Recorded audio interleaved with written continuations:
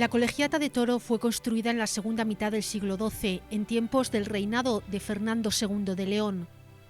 Probablemente el solar donde se asienta estuviese ocupado por otro templo anterior de estilo prerrománico.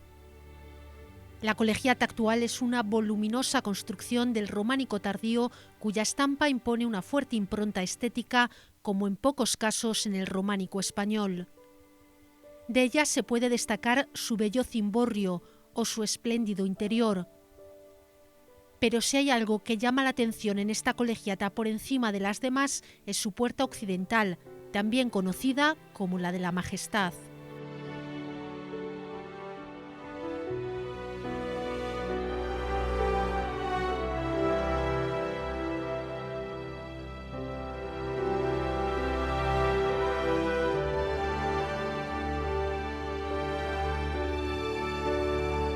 Es una de las más afamadas puertas de la arquitectura gótica española.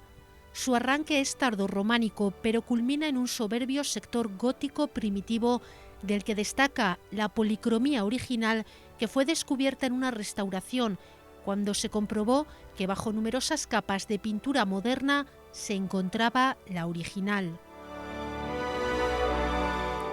Viajamos hasta el siglo XII, cuando comienza a construirse, para entender por qué era tan importante la portada en los templos. Nos encontramos en la capilla de Santo Tomé de la Colegiata de Toro, contemplando la magnífica portada de la Majestad que con el paso del tiempo ha dado nombre a la capilla que la alberga. En toda la Edad Media nos encontramos en nuestras iglesias y especialmente en las catedrales o colegiatas, como es el caso, con unas portadas tremendamente elaboradas, muy talladas, todas ellas policromadas. El caso de la de Toro que vamos a ver, que mantenga la policromía, es un caso excepcional, y todo ello se hacía por un motivo. El hombre de la Edad Media necesitaba que toda la doctrina, toda la enseñanza les entrara sobre todo por los ojos. No tenían acceso ni a los libros ni a la ciencia, y entonces todo se hacía a través de las propias explicaciones. Curiosamente nos encontramos con que Jesús dice en el Evangelio: yo soy la puerta, el que entre por mí se salvará. El hombre medieval, cuando llegaba a los templos, en la puerta se sentía acogido por Jesucristo. Si la puerta representaba a Jesucristo, era necesario que la puerta fuese acorde a aquello que representaba. Esa es la razón por la que se invertían tantos esfuerzos, por la que se le daba esa calidad incluso de talla en la propia piedra y por lo que se policromaba con esos colores tan vivos que eran muy didácticos y muy significativos para la gente que quería acceder al templo y se sentía así acogida e introducida a lo que significaba entrar en el interior de la iglesia. Esta portada es prácticamente lo último que se construye de la Colegiata, y a ello hay que añadir la capilla que se añade en el siglo XIV. Es la portada principal del templo. Nosotros en este momento la vemos incluida dentro de una capilla, no siempre fue así. La puerta principal del templo era la puerta de la Majestad y de hecho vemos que queda un peldaño delante de la puerta de los 22 que daban acceso a esa portada. Todavía hoy en día la calle está más baja que esta capilla. ¿Qué es lo que sucede? Que en el siglo XIV pues comienzan a construir, según los historiadores, en unas ocasiones nos hablan de que tenían intención de hacer un claustro, en otras ocasiones que simplemente era una capilla.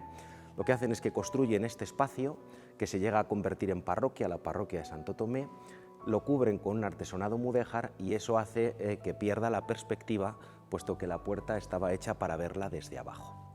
La parte inferior de la portada es claramente románica. El estilo evoluciona a gótico en la parte superior. La iconografía que aquí se representa es de las más extensas. Recoge en una sola portada los 3 programas de la Virgen María, el cielo y el juicio final. Aquí en Toro, las otras 2 portadas de la Colegiata ya estaban hechas en estilo románico. ¿Y qué es lo que hacen? Que en esta puerta de los pies del templo, la puerta principal, resumen esos 3 programas iconográficos en una sola portada. Eso también hace que sea una puerta muy rica en cuanto a contenido iconográfico y que además, bueno, pues su explicación haya sido y siga siendo un poco compleja para los historiadores del arte. La parte inferior, lo que corresponde a las columnas, arrancan en estilo netamente románico.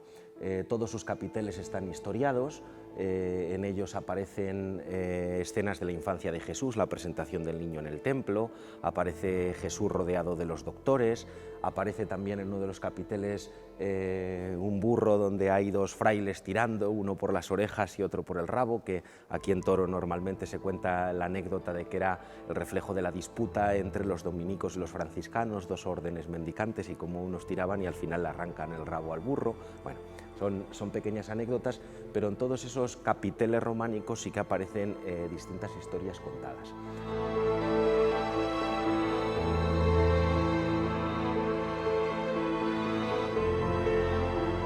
La parte central de la portada desarrolla el tema iconográfico de la Virgen María. El parteluz nos presenta a María coronada, majestad, que sostiene en los brazos al niño y en la otra mano tiene una alcachofa. Mucha gente se acerca y nos pregunta qué es, que si es una rosa, que si es una alcachofa. ¿Por qué una alcachofa? Pues porque, como os he dicho, todas estas portadas se utilizaban también con un fin catequético, y entonces en la Edad Media la alcachofa era símbolo de la Iglesia. Igual que todas las hojas de la alcachofa están apiñadas en torno al corazón de la alcachofa para formar una sola cosa, así los hijos de la Iglesia apiñados en torno a Jesucristo tenemos que formar un solo cuerpo. Entonces pues ya tenemos ahí ese primer hilo catequético.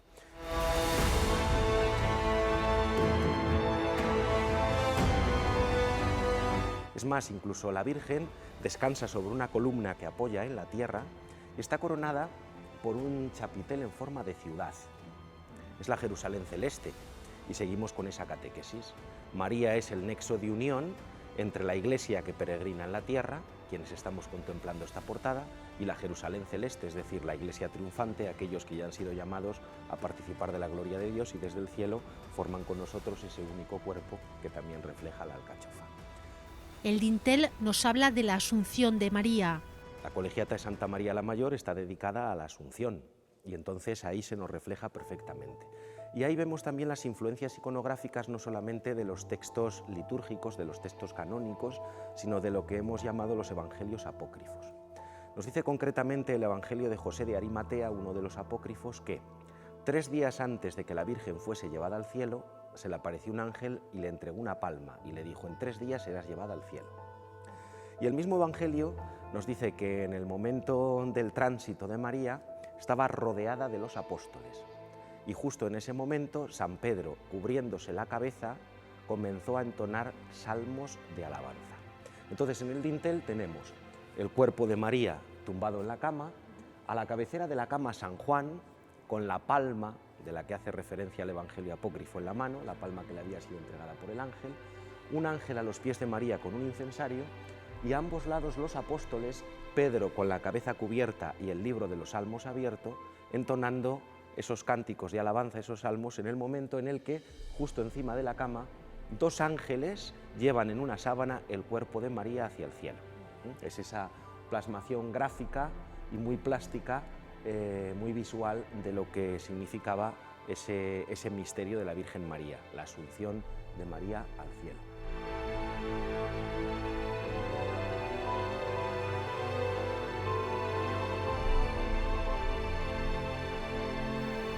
El espacio del tímpano se reservó para la coronación de la Virgen. Normalmente en todas estas representaciones solía ser Dios Padre quien estaba coronando a María. En este caso es Jesucristo. Y sabemos que es Él porque está representado descalzo y además tiene las llagas en los pies. En aquella época no se imaginaban representar a Dios Padre descalzo. Sin embargo, a Jesucristo sí, y por eso sabemos que es Jesucristo el Hijo, que además sostiene en la mano el libro de la vida, la profecía del Apocalipsis, el cordero degollado que es digno de abrir los 7 sellos del libro del Apocalipsis, está coronando a María. Y la escena, para que nos hagamos una idea, que se desarrolla en el cielo, está también rodeada de ángeles, 2 turiferarios que sostienen las velas en las manos, arrodillados, y justo encima otros 2 ángeles con los incensarios que están pues con ese humo que sube a presencia de Dios, dando un poco esa idea de alabanza y del momento místico de la coronación. En los laterales nos encontramos con distintas figuras bíblicas. Se nos pretende hacer referencia de cómo el fruto de las entrañas de María, Jesús, el Mesías, es el renuevo del tronco de Jesé que el profeta Isaías había prometido a través de la descendencia del rey David. Y entonces se nos representa en primer lugar al rey David, con el arpa, ¿no? su signo identificativo. Justo enfrente de él, a su hijo, el rey Salomón, la encarnación de la sabiduría de Dios, que además Salomón está con la mano así, le falta una espada, que bueno, pues la portada estuvo durante mucho tiempo a la intemperie, aquí jugaban los niños y se ve que algún balonazo, o alguna otra cosa hizo que perdiese el atributo, que está haciendo referencia al pasaje en el cual dos madres interceden delante del rey porque pues, se pegaban, el hijo es mío, pues no es mío, y el rey dijo, pues vamos a partirlo por la mitad y os quedáis con una mitad cada uno. Y entonces la que era madre, ¿verdad?, dijo no, no. Y entonces el rey inmediatamente identificó quién era la madre verdadera, la sabiduría de Dios encarnada en el rey Salomón. Las 2 y 2, las 4 figuras siguientes, todas ellas con libros en las manos, nos representan a los 4 profetas mayores. Incluso en alguna de ellas, como por ejemplo la de este lado en la cartela, podemos ver su nombre, Isaías. Entonces son fácilmente identificativos. El segundo tema que se desarrolla en esta portada de la Majestad es el del cielo. Aparece en las primeras arquivoltas. Y entonces en las arquivoltas tenemos una visión de cómo se entendía el cielo en esta época medieval. La primera de las arquivoltas, la más cercana al tímpano donde se está desarrollando la coronación de la Virgen, que sería el lugar donde Dios reside, pues está ocupada por ángeles. Ángeles que son las criaturas más cercanas a Dios. Todos ellos sostienen en la mano o bien incensarios o bien velas. En la segunda vemos los apóstoles coronados y con sus atributos. Por ejemplo, San Pedro aparece representado con las llaves del cielo.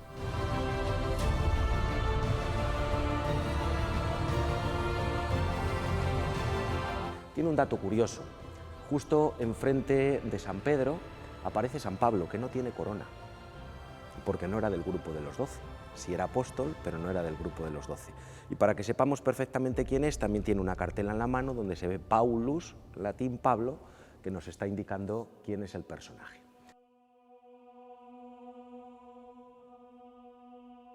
Los santos mártires varones ocupan la siguiente arquivolta con sus atributos de pasión. Entonces tenemos, por ejemplo, uno con una parrilla, pues sabemos que es San Lorenzo. Uno con una sierra, sabemos que es San Tirso, que murió serrado. Tenemos otro con el arco y las flechas, San Sebastián. Así podríamos ir repasando cada uno de ellos y todos ellos están perfectamente identificados. Los santos abades y los obispos también tuvieron un sitio reservado en esta bella portada. Y las santas mártires, también con sus atributos, están presentes. Entonces tenemos, por ejemplo, una con una bandeja y los ojos, Santa Lucía. Tenemos otra con los pechos, sería Santa Águeda. Tenemos otra con la rueda, sería Santa Catalina. Tenemos otra con la torre, sería Santa Bárbara. Y es curioso, las 4 figuras femeninas que cierran esa arquivolta por mi lado izquierdo, que representan 4 mujeres, 2 con copas hacia arriba y 2 con copas hacia abajo. Y es la plasmación gráfica de la parábola de las vírgenes necias y las vírgenes sensatas. Aquellas que estaban esperando al banquete de boda, por la noche, a las necias se les acaba el aceite, le van a pedir a las sensatas, le dicen no, iros a comprar, no sea que nos quedemos. Y cuando llegaron de comprar ya habían entrado al banquete de bodas y ya estaba el esposo. Bueno, pues las vírgenes sensatas con las copas o con las alcuzas hacia arriba, las vírgenes necias con las alcuzas hacia abajo, es una muestra más de la misericordia de Dios, aunque se quedaron sin aceite, llegaron tarde, entraron al banquete. Una de las arquivoltas más destacadas es la que representa a los ancianos músicos del Apocalipsis, toda una genialidad hecha piedra. Digo que es probablemente la arquivolta más conocida porque es tal la calidad con la que están reproducidos esos instrumentos que en muchos casos algunos de ellos que se habían perdido con el tiempo han podido ser reproducidos gracias a la representación plástica que el pórtico nos ofrece.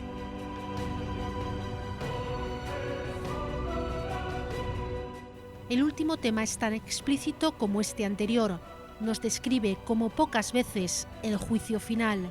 Pues entonces, conforme al relato evangélico, a la derecha del juez está el cielo y a la izquierda el infierno.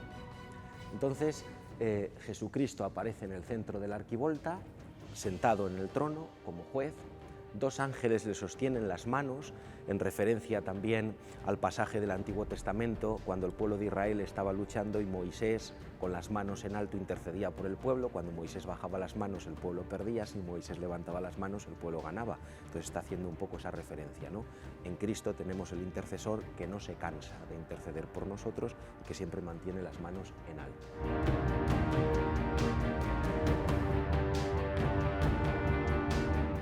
La Virgen y San Juan arrodillados a ambos lados, una deesis de intercesión, y ángeles que tienen lo que llamamos las arma Christi, los instrumentos de la pasión: la cruz, la corona de espinas, la lanza, la esponja, los clavos, los azotes. Nos dice el libro del Apocalipsis que en el último día el ángel tocará la trompeta y los muertos saldrán de los sepulcros. Vamos a empezar por el cielo. Entonces vemos como un ángel está tocando una gran trompeta e inmediatamente los muertos comienzan a levantar las lápidas de sus sepulcros y comienzan a salir. Se produce una procesión en la cual todos los bienaventurados van llegando a un ángel que les va despojando de sus vestiduras y le pone una túnica blanca, el símbolo de la pureza. Y llegan a una puerta donde está San Pedro.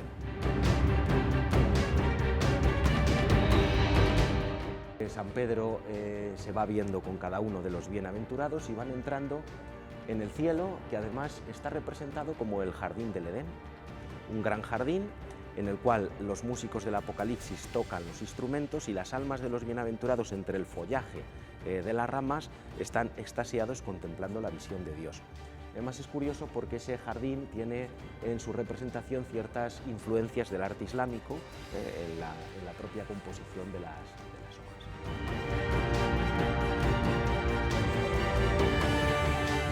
Y el cielo termina con otra puerta, donde hay otro personaje y 2 almas desnudas que salen de un mar de llamas. Y es curioso porque estamos ante la primera representación del arte español del purgatorio. Aquellas que no han sido del todo buenos han ido al purgatorio. Allí, según la visión de la época, en un mar de llamas han purgado sus pecados y entran al cielo por la puerta de atrás, pero entran, y lo importante es entrar.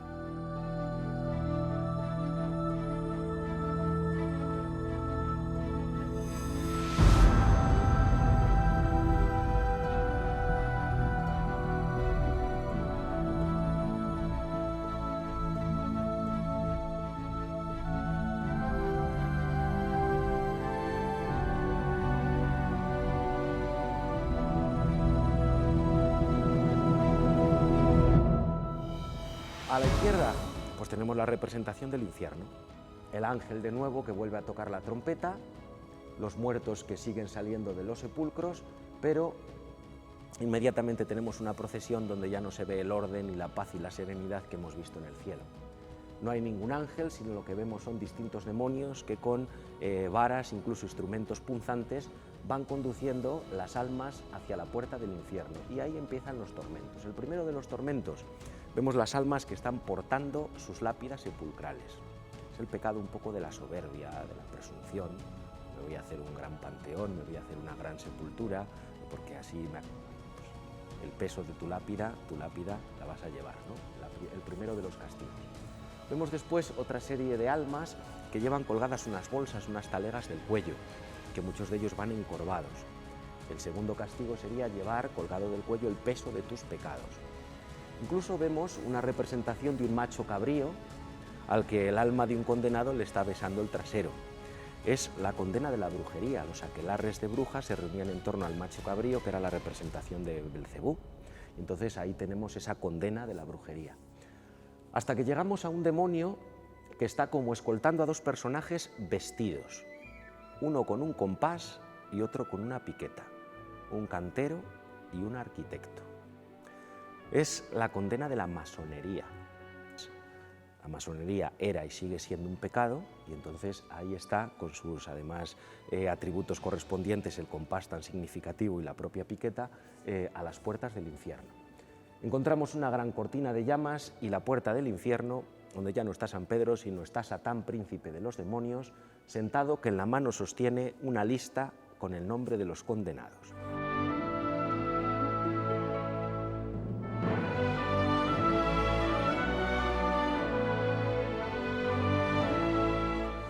entran en el infierno y en el infierno empiezan ya los castigos de verdad. ¿Cuál es el primero de los castigos? Las almas aparecen colgadas por las partes con las que han pecado. Entonces, hay algunos colgados de la lengua, pecado de maledicencia, los criticones, hay otros colgados del cuello, pecado de gula, aquellos que solamente piensan en comer, hay otros que están colgados de sus partes pudendas, pues no hace falta que digamos de qué han pecado, ¿verdad?, que todos lo entendemos, hasta que llegamos a una gran caldera de fuego, incluso hay unos demonios con fuelles azuzando el fuego, donde los demonios van metiendo las almas de los condenados para que se vayan quemando. Y el infierno termina con unas grandes fauces abiertas llenas de dientes, las fauces de Leviatán, que van engullendo las almas de los condenados. Entonces estaría la representación, como digo, el cielo, el infierno, el juicio final.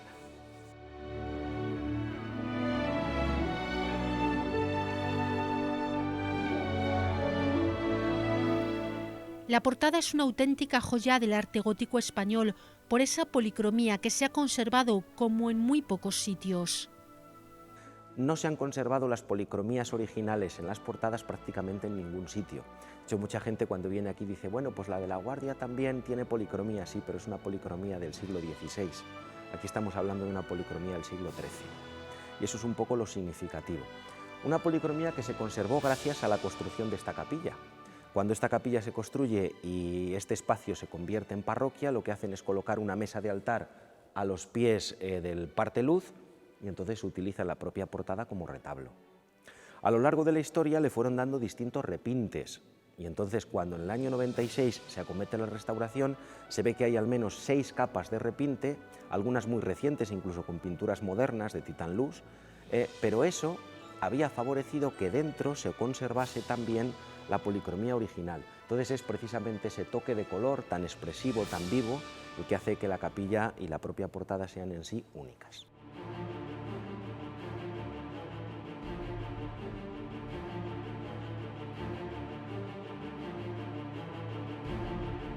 Una portada, la de la Majestad, a la altura de la más bella puerta del cielo.